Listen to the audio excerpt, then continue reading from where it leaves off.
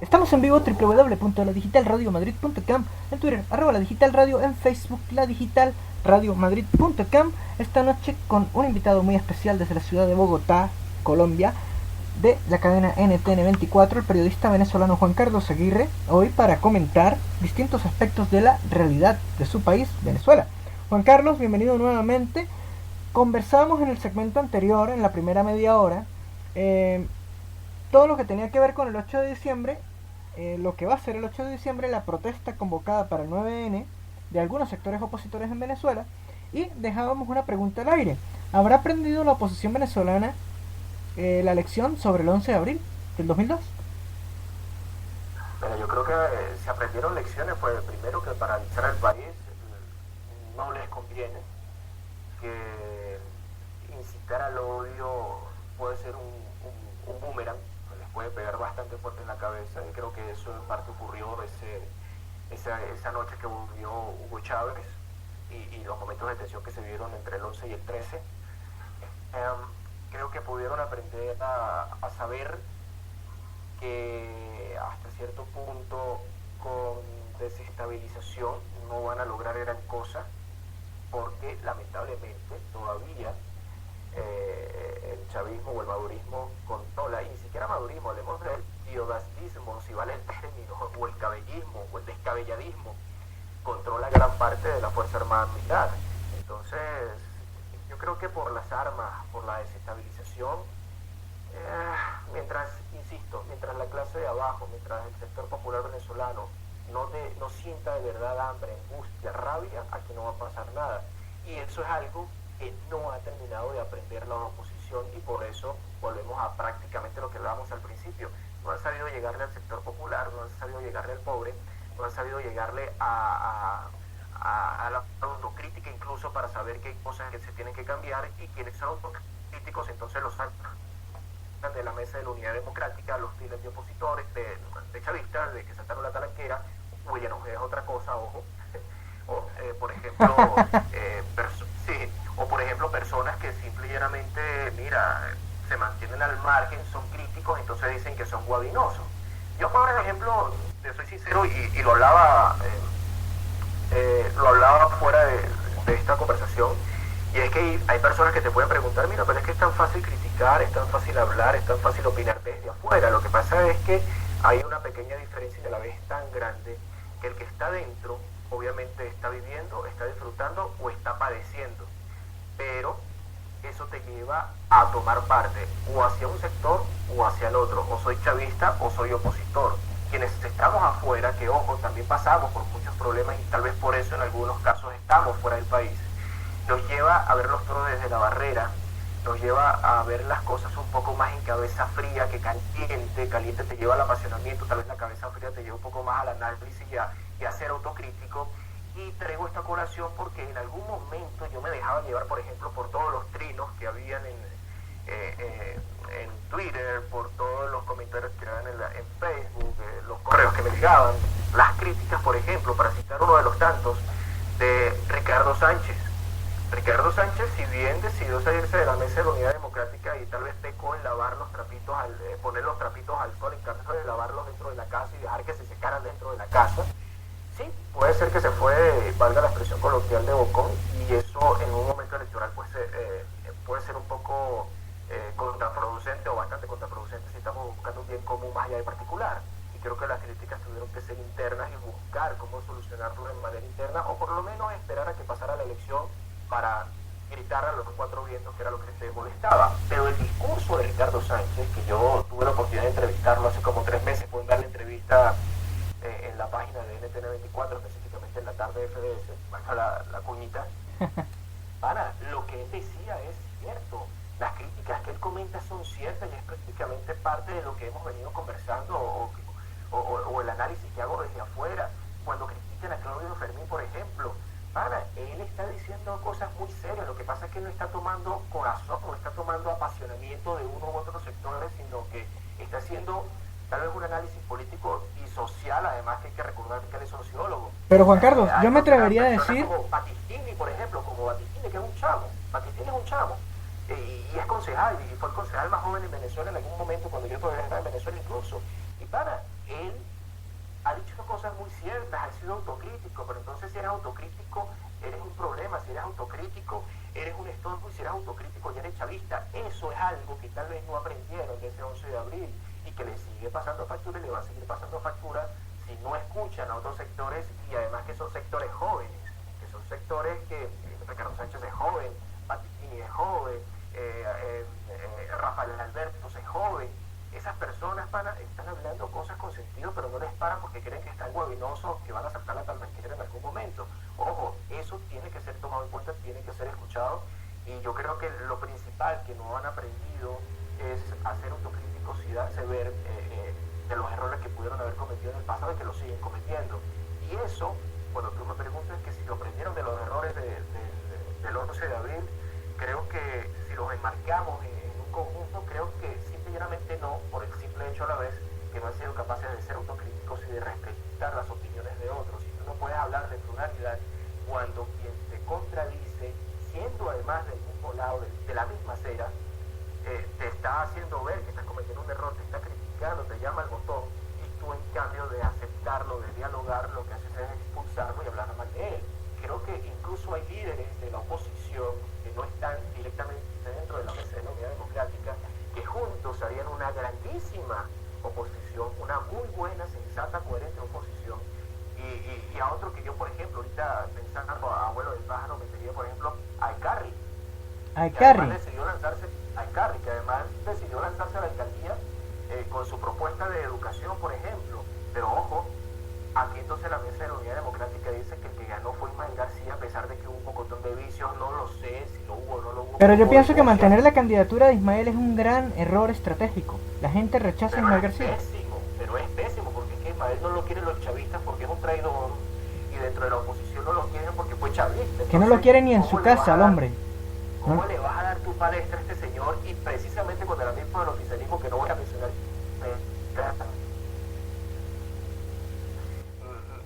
estábamos hablando y echando broma, y me decía, no vale, yo te voy a hacer una entrevista el día en que Ismael García pierda, porque él tiene mucho que decir, y él sabe que Ismael va a decir, que va a perder, quiero decir. Y lo que yo le respondí en ese momento es que tú sabes que yo no soy chavista, pero estoy muy claro que Jorge Rodríguez no tiene absolutamente nada que hacer Ismael García, porque para bien o para mal, la función del alcalde a veces es maquillar, y Jorge Rodríguez hay partes de Caracas que las ha maquillado muy bien, con la ayuda además de PDVSA La Campiña, cuando rescató, por ejemplo, todo el bulevar de Sabana Grande, que sabíamos que eso era un completo caos, lo recuperó, claro. Si vamos a las barriadas populares de Caracas, también hay grandes focos de basura, de problemas de inseguridad y demás, pero lo que está a la vista necesita anteojos. Lamentablemente no vamos más allá del análisis cuando vamos a echar el voto, sino ay, qué bonita quedó la calle, qué bonito pintó la pared, o simplemente me está dando de comer, me está dando trabajo en una cooperativa, y entonces yo voto por él. Y Jorge Rodríguez hasta cierto punto también tiene más carisma, tiene mejor imagen, tiene mejor discurso que lo que pueda tener Ismael García, que Ismael García desde el punto de vista de verlo apenas, valga la redundancia, trabajar, hablar en su discurso, en su manera de actuar, compadre, el tipo es excesivamente rabioso, está como lleno de odio. No, le falta nivel político al hombre. No, es que él no tiene nivel político, es lo que tiene es un nivel como de estar en la calle. Él sí es populista, por ejemplo, pero es un populista radical, es un populista que se gana a la gente con un discurso de rabia, de odio. Es un tipo que no escucha, es un tipo que cuando tú lo estás haciendo una entrevista, viejo, aquí porque estamos conversando, pero si esto fuera una entrevista para un medio de televisión, es un pana que se puede extender en una sola respuesta en 10-15 minutos, tú lo intentas callar y él no te está escuchando y sigue hablando, y sigue hablando, y sigue hablando, y llega un momento en que pierde la coherencia y sigue hablando, y sigue hablando, y sigue hablando.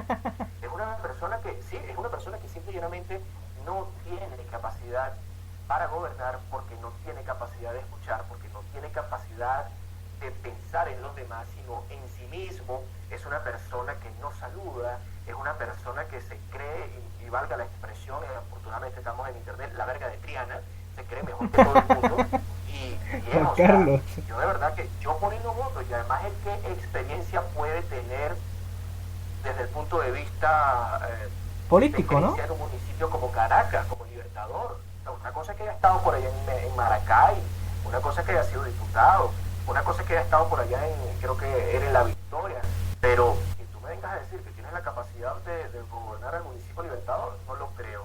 Él lo que tiene es una gran capacidad de movilización, y para eso lo usaba Hugo Chávez en su momento, cuando estaba en el Podemos chavista, para concentración. Él tiene una gran capacidad de logística para eso, pero ojo, una cosa es que yo pueda mover masas para una concentración a favor de Hugo Chávez, y otra cosa es que yo tenga la capacidad de mover masas a mi favor, y peor aún, que yo tenga la capacidad de mover masas para que voten por mí porque yo voy a ser un buen gobernante.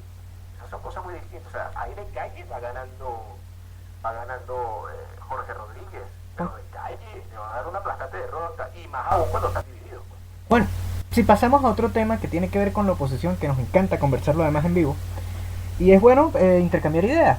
Yo estaba escribiendo hace un instante para precisamente la web de la Digital Radio Madrid, haciendo una pequeña cobertura sobre la gira europea de Capriles.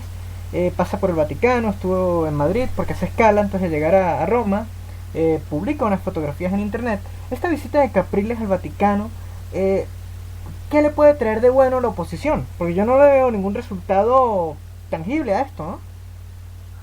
Creo que el punto positivo que le trae a la oposición es el punto negativo que le representa al oficialismo, porque incomoda, porque molesta, porque preocupa hasta cierto punto, pero más allá de eso, nada, porque ¿qué puede hacer el Papa?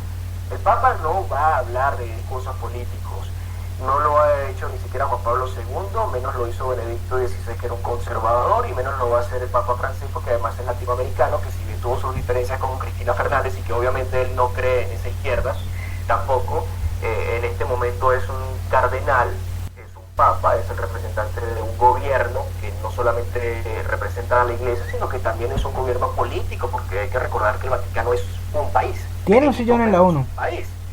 Es un país, entonces no puedes pretender que el Papa Francisco se vaya a meter en camisa de 12 varas ahora a estar opinando sobre lo que debe hacer Nicolás Maduro. Más allá de llamar a la reconciliación, más allá de llamar a la unidad, más allá de llamar a la paz, no va a ocurrir absolutamente nada en ese discurso. Obviamente que en noticia, en imagen, es importante que la oposición sea escuchada por el hombre que supuestamente representa a Dios en la tierra, por el hombre que es prácticamente lo más cercano a Dios, y que Venezuela es un país en su mayoría católico.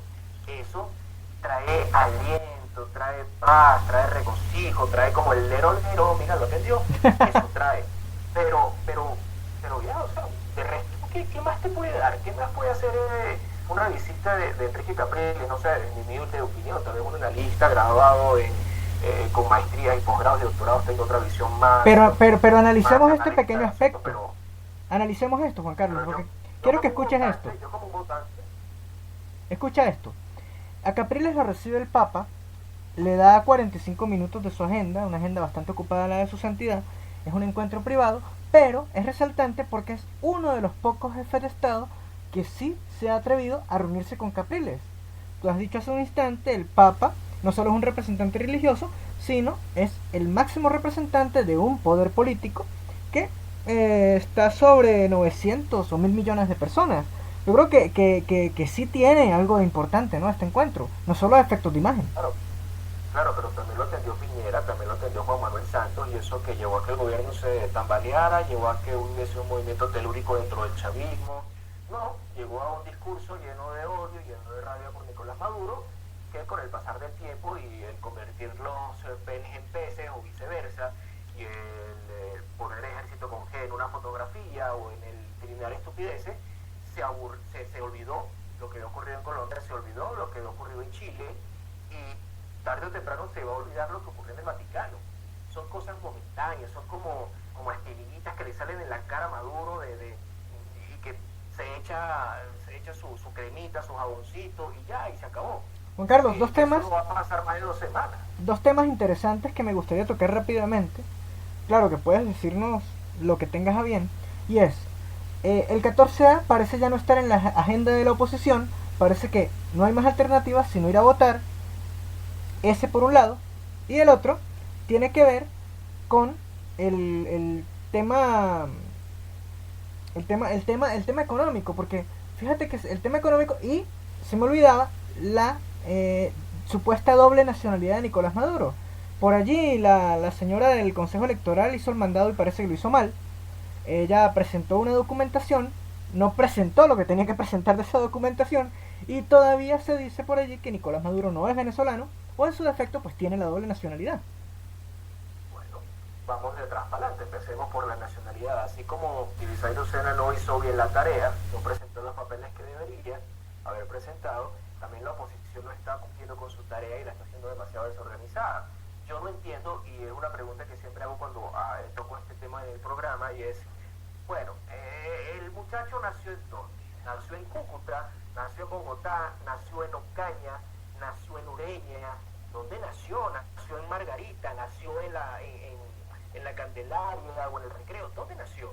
Y entonces me dicen, bueno, no, es que estamos investigando y tal, pero entonces vuelven a la entrevista, la echas para atrás, y resulta que ellos estaban aseverando que el tipo nació en Cúcuta, que fueron a la casa de la tía donde él nació y donde él vivió en Cúcuta, pero después entonces echan la entrevista para adelante y te estás preguntando, bueno, pero ¿dónde nació? Bueno, es que no tenemos la certeza si es en Cúcuta o si es en Bogotá.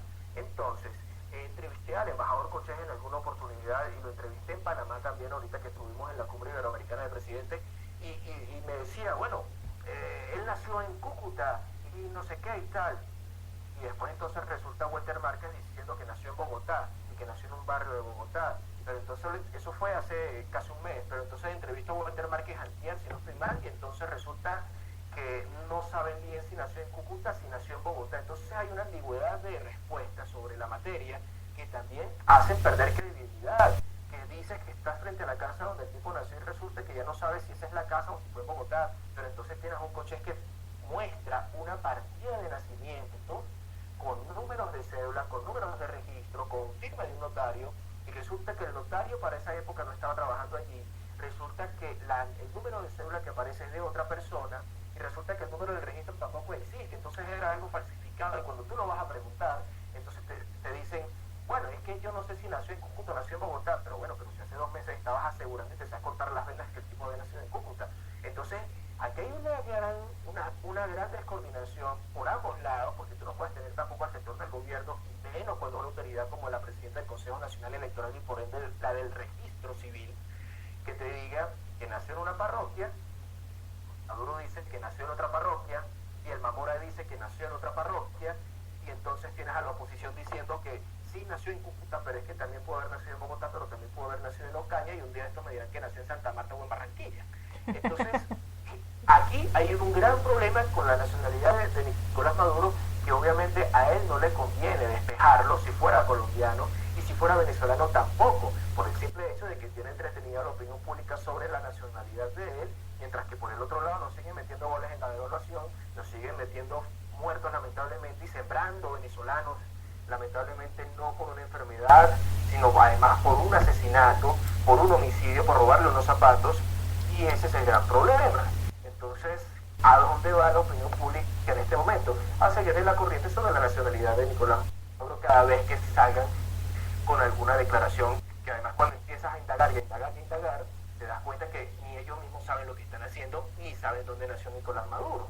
Si vamos a la parte de las elecciones, si vamos a lo de que el 14 de abril quedó en el pasado, es que el 14 de abril quedó en el pasado, valga la acotación, en el pasado, hace mucho tiempo. Y entonces ahora nos llamas a votar el próximo 8 de diciembre, pero entonces empiezas a publicar videos de Enrique Capriles diciendo por qué hubo fraude en las elecciones del 14 de abril, pero aún así no me sigues convenciendo porque aquí no me estás mostrando de verdad pruebas fehacientes. Pero fíjate lo que dice, por ejemplo, Liliana Hernández. Ese fraude. Pero fíjate lo que dice Liliana Hernández. Sí. Ahora sí sabemos por qué hubo fraude, vamos todos a votar. Eso no es como una burla. Pero es que eso mismo lo dijeron el 14 de abril. La única manera de que no te roben el voto es que vayamos a votar en mayoría. Es una cosa ridícula. Se movilizó una gran cantidad de personas a votar y de igual manera entonces perdimos por 200.000 votos cuando a las 6 de la tarde, y yo estaba en Caracas cubriendo el asunto y estaba al lado de políticos y nos estaba llegando información veraz, estábamos ganando por 600.000 votos y en una hora perdimos por 220.000, 250.000 votos. Entonces, voy a ir a votar el 8 de diciembre otra vez en mayoría, si vamos todos a votar es la única manera de impedir un fraude. Pero es que pareciera que aunque vaya toda la oposición a votar, podemos perder por un voto y no pasa nada. Porque entonces perdemos por un voto, vamos al Consejo Nacional Electoral, el Consejo Nacional Electoral se burla. Vamos para el Tribunal Supremo de Justicia y nos sueltan otra carcajada. Vamos para la UNASUR, vamos para la CIDH, vamos para la OEA y todos se lavan las manos. Y si no se lavan las manos, convocan a una reunión supuestamente porque están preocupados. El gobierno venezolano dice dos cosas, les ofrece unos cuantos barriles de petróleo y aquí no ha pasado nada. Entonces, ¿a dónde vamos? O sea que en todo este estado de complicidad local e internacional, no hay esperanzas para la oposición, por lo menos para que llegue al poder en poco tiempo, ¿no? Yo creo que no hay esperanza para la oposición mientras los líderes que están resurgiendo en este momento o que están naciendo en este momento se sigan codeando con personas que han sido criticadas, que han sido cuestionadas, que han sido relacionadas con esa llamada Cuarta República. Yo creo que aquí el líder tiene que ser una persona relativamente joven, sin rabo de paja, con un discurso coherente, con un discurso hasta cierto punto populista, pero que ese populismo no se quede solamente en el discurso, sino que más allá de ser populista sea popular. Un populismo controlado. Sí,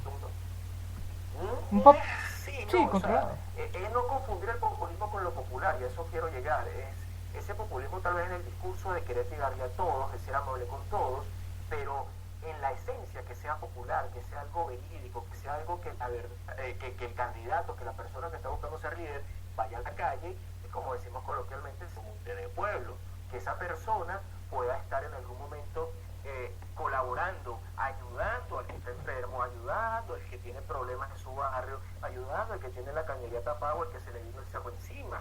Ese es el tipo de trabajo que hay que hacer, y no solamente por sectores, sino que ese líder tiene que estar acompañado de otro sector bastante grande, que no solamente sea de un apoyo económico, sino también de un apoyo moral y social, que el trabajo que está haciendo en La Pastora se pueda ver también en La Carruceña, en La Rueja, en Barquisimeto, o se pueda ver en el Calvario, en San Cristóbal, o en Caracas. Ese es el trabajo que hay que hacer, y mientras eso no ocurre, mientras tengamos, aunque me suene un poco mal de mi parte decirlo, porque tengo amigos dentro de la oposición obviamente, y yo me considero opositor, pero mientras tengamos dinosaurios gobernando a los jóvenes, no vamos a hacer absolutamente nada. Mientras tengamos personas diciendo, quédate callado, que eso va así porque tiene que ir, no vamos a hacer otra elección. ¿Cómo quedaríamos si nosotros demostramos que aquí hubo un ilícito en los votos? Deja eso así, no importa, que vaya Ismael, por ejemplo, se me salió, que vaya él. Entonces, mientras eso ocurra, mientras seguimos siendo un país que critica a los caudillos, pero no se dan cuenta que estamos de igual forma siendo caudillos. Lo que pasa es que no estamos allí en la hacienda Santa Bárbara, sino que estamos de obreros, pero somos igual de humillantes, somos igual de pisoteadores, somos igual de soberbios. No vamos a hacer absolutamente nada. Es que, vuelvo y te repito, yo critico el chavismo, pero yo no me estoy dando cuenta que yo puedo ser igual o peor que el chavismo con mis actitudes, solamente que yo tengo un color azul, blanco, amarillo o negro y no rojo. Ese es el gran problema. O sea, digamos que se ve más bonito, pero es igual de grosero, o peor. Sí, o sea, lo que te cambia es colonia, lo que te cambia son los zapatos, lo que te cambia es la marca, lo que te cambia es el habladito. Pero realmente el venezolano que está sufriendo, el venezolano de a pie, le interesa que a mí me venga a hablar un pana con una colonia Hugo, o me interesa que me venga a hablar una persona que esté sudada igual que yo y que quiere echarle, y me vas a perdonar la expresión, que quiere echarle bola conmigo para salir adelante, y no que pretenda que la única manera de que echemos para adelante es que yo vote por esa persona, que le dé mi confianza, y después me dice, ay no, yo te ayudo, tranquilo. Fíjate algo, que en agosto, cuando estuve en Venezuela, tuve pues la oportunidad de hablar con un poco de personas, obviamente de la oposición, y donde me casé y todas esas cosas, pues obviamente hay empleados puros, chicos, tanto de oposición como del chavismo, pero me puse a hablar con la oposición, y resulta que esos mismos personeros de la oposición se estaban molestando por todo lo que ha ocurrido con ciertos candidatos a las alcaldías, se estaban molestando por la actitud que está tomando Capriles en algunas cosas, y empezaban a sacar los trapitos al sol de lo que pudo haber cometido como errores en el pasado. Empezaban a hablar barbaridades sobre ciertos diputados de la Asamblea Nacional, como que ciertas alcaldías, por ejemplo, estaban financiando los escoltas y estaban financiando las camionetas y hasta la gasolina de ciertos diputados de la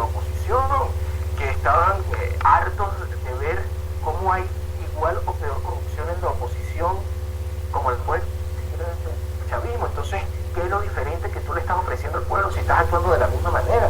Y mientras eso siga pasando, nada va a cambiar, y era lo que hablábamos a mitad del programa, que nada va a cambiar mientras yo tenga mi comodidad de rajar mi tarjeta Calendly, mientras yo tenga la comodidad de salir del país. ¿Cómo es posible que un país que está en crisis, hermano, tú no tengas un vuelo local y un vuelo internacional? Porque algunos sí en efecto lo hacen por ser chullo, pero ¿qué sentido tiene que vayan pasajes en vuelos nacionales? ¿Acaso tú vas a raspar la tarjeta de Maracaibo a Barquisimeto? No, es que no hay tiquetes en nada, y vas a buscar un hotel y no consigues hotel en Caracas. O sea, es algo completamente como que absurdo, y mientras eso obviamente represente, para mi visión, que es que el venezolano, aunque está mal, está cómodo, nada va a cambiar.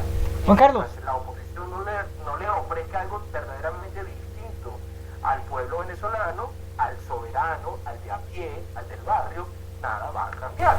estamos sobre el final de la entrevista de este programa, de este compartir, de esta tertulia sobre la actualidad venezolana, y queremos preguntar, como último tema, ¿existe el poder de uno? Y sabes por qué lo digo, ¿no? ¿Existe realmente el poder de uno? ¿No te suena? Sí, yo creo que el poder de uno existe. Yo creo que el poder de uno está en cada uno, valga la redundancia, y el detalle es que uno más uno siga sumando, pero mira, mientras estemos...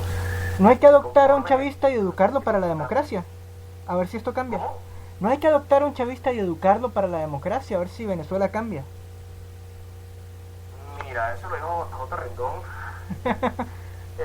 con quien tengo buena amistad. Y sí, mira, hay que adoptar a un chavista, pero ¿cómo adoptas un chavista con mentiras? ¿Cómo adoptas un chavista si lo voy a mirar por encima del hombro? ¿Cómo voy a adoptar un chavista y cómo se va a dejar querer ese chavista si yo le ofrezco mentiras?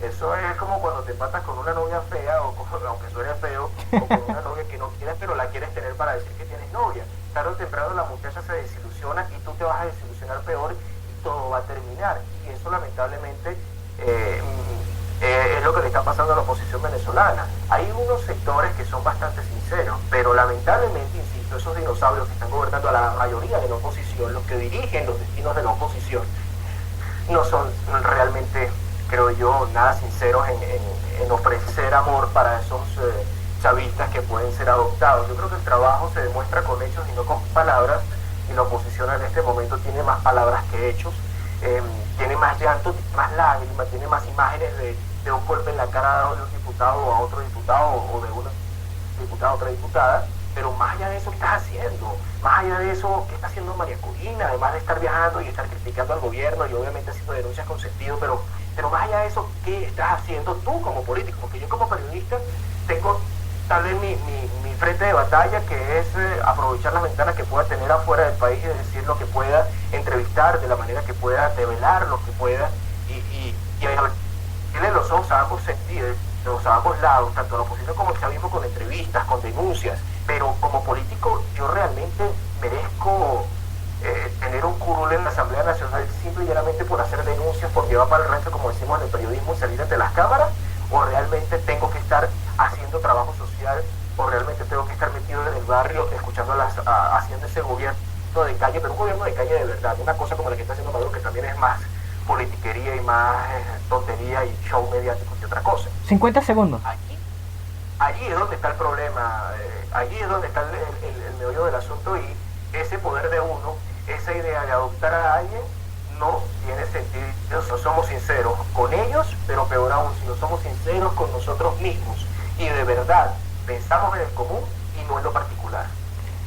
Juan Carlos, yo quiero hacer una pequeña reflexión antes de cerrar el programa, y es que a ratos parece que la verdadera oposición en Venezuela está en los medios de comunicación, en los periodistas, que parecen tener más conciencia de país que los propios políticos. Nosotros en la noche de hoy agradecemos la presencia tuya en nuestra radio. Es Juan Carlos Aguirre de NTN24. Nosotros nos despedimos. Quienes habla, Gerardo Moreno, @GerardoMoreno82. Preguntas para Juan Carlos Aguirre, @pienso y pregunto. Usted puede interactuar a partir de ahora en Twitter con él, porque es un tuitero a tiempo completo. Nos despedimos. www.ladigitalradiomadrid.com, en Twitter @ladigitalradio.